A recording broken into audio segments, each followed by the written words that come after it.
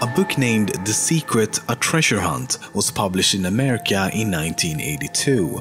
It contained 12 paintings and 12 verses. The book explained that these were clues to find 12 hidden treasures across the US. The key to finding the treasures was to match one of the paintings to one of the verses, then solve the riddle to reveal the location and start digging. Since the publication of the book over 30 years ago now, only 2 of the 12 treasures have been found. The first was located in Chicago and was discovered in 1984. The second was found in Cleveland in 2004. The remaining 10 are still out there waiting to be found.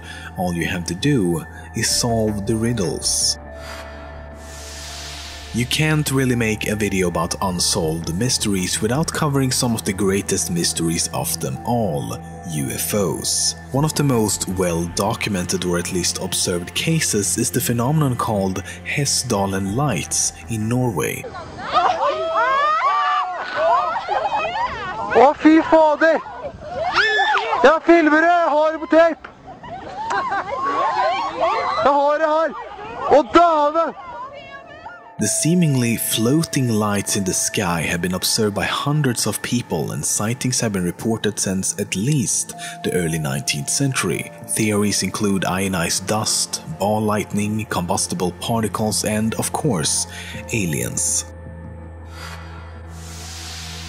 Shelley Miscavige is, or maybe was, the wife of Scientology leader David Miscavige. For decades, Shelley has been a sort of first lady of Scientology, always by David's side during virtually every meeting, every trip, every photo op.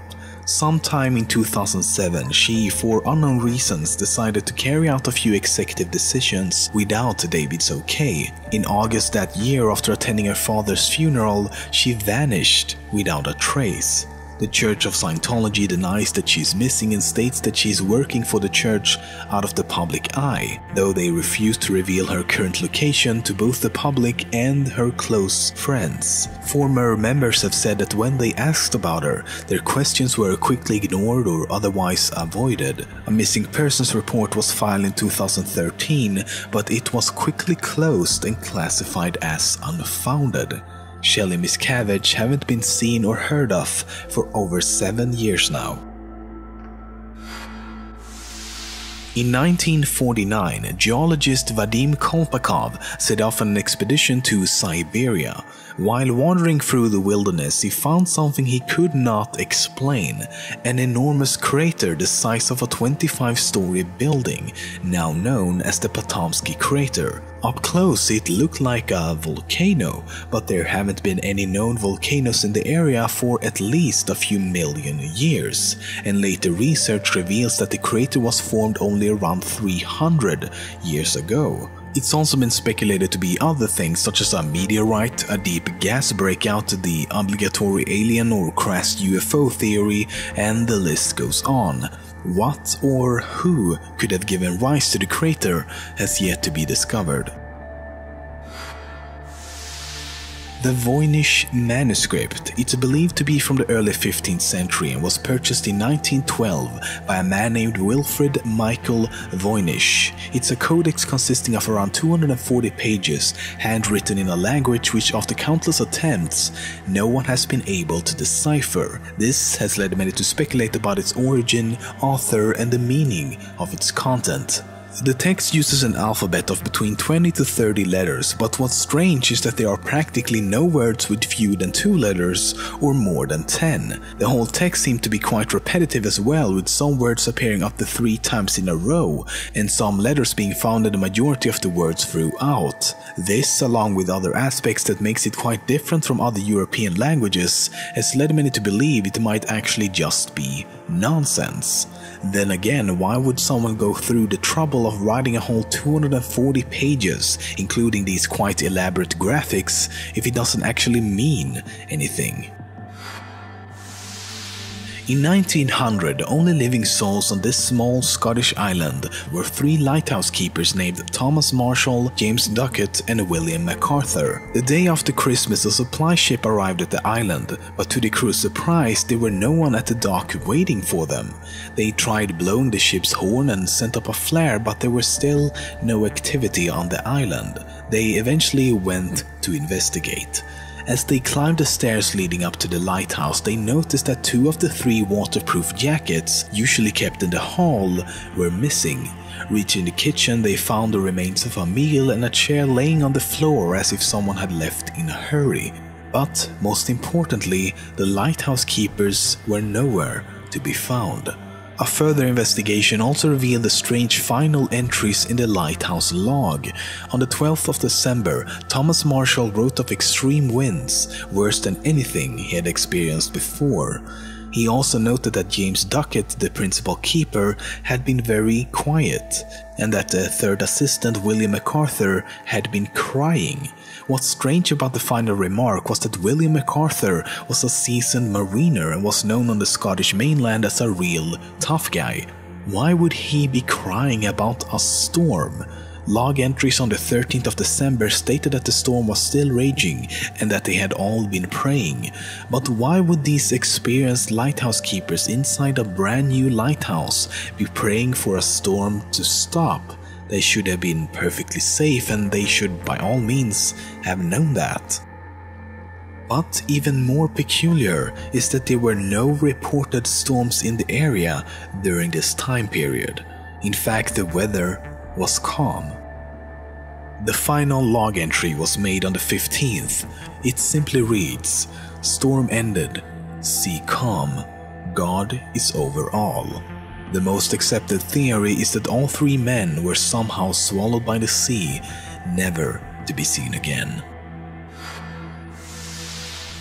In 1970, a group of hikers outside of Bergen, Norway, suddenly came upon the charred, naked corpse of a woman in the middle of Isdalen Valley. The body was surrounded by sleeping pills, bottles of liquor, and almost incinerated passport, and for some reason, her fingerprints had been sanded off. She was later linked to a pair of suitcases found at the train station, but all the labels in her clothes had been removed. They also found 500 German marks and a diary with coded entries. It was eventually discovered that the woman had traveled throughout Europe using different fake names, and several witnesses reported that she had used different wigs, changed hotel frequently, and spoke multiple languages. The woman's identity remains unknown, but it's generally presumed that the Isdal woman must have been some sort of spy. UVB-76, also known as the Buzzer, is a shortwave radio station that broadcasts a short, monotonous buzz tone, repeating at a rate of approximately 25 tones per minute, 24 hours a day.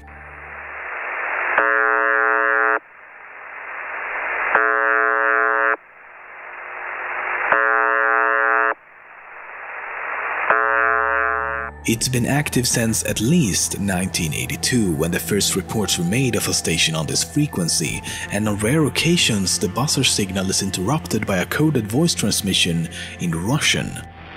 Mikhail, Dmitry, Zhenya, Boris. Mikhail, Dmitry, Zhenya, Boris. Its origin has also been traced to Russia, but its actual purpose remains a mystery. The most reasonable theory is that the station is used for some kind of military purpose, and occasionally distant conversations and other background noises have been heard behind the buzzer. Алло, что-то не слышал. Да я не знаю, что-то только что... Господи, куда? Кто ты сегодня? Ну, нас какой-то, я не знаю. Понятно. Алло, и что делать? А ты заново их вызывать? And keep in mind, it takes a lot of power to constantly transmit a signal, especially when it's been running for over 30 years. So there must be a very good reason why the sound is so important that it warrants this kind of investment. In the 1880s, the body of a young woman was found floating in a river in Paris. Police quickly pulled the body out of the water and sent it to the coroner. When the coroner received it, he for some reason decided to make a plaster mold out of her face. Random customers at the mold shop took notice of the piece, and soon copies of the anonymous dead girl's face were being mass-produced. The copies became a fashionable, morbid fixture, and the mass quickly spread across Europe.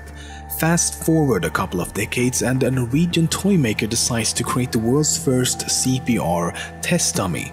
Guess what face he uses as a mold for the dummy?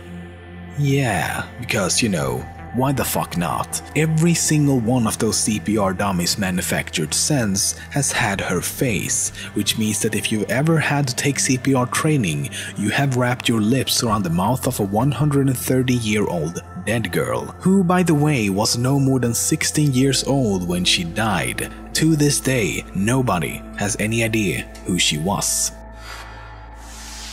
Since 2012, there have been a complex online puzzle game starting every January, which is hosted by someone who calls themselves 3301. The complex puzzles draws on elements of cryptography, mathematics, literature, hidden messages, data security, and philosophy. Physical clues appear in places as diverse as the US, Poland, Spain, Australia, and Korea. 3301 claims that its puzzles attempts to find intelligent individuals, but they don't say why. Many believe these nearly impossible puzzles are a secret recruitment tool for organizations like CIA or NSA, but no company or individual has so far taken credit or tried to monetize it. What makes it even more mysterious though is that no one who solved the puzzles completely have ever come forward. On the 6th of January this year, the third annual game began with this message released as an image using a seemingly random and anonymous Twitter account. And by the way, this year's game is still ongoing.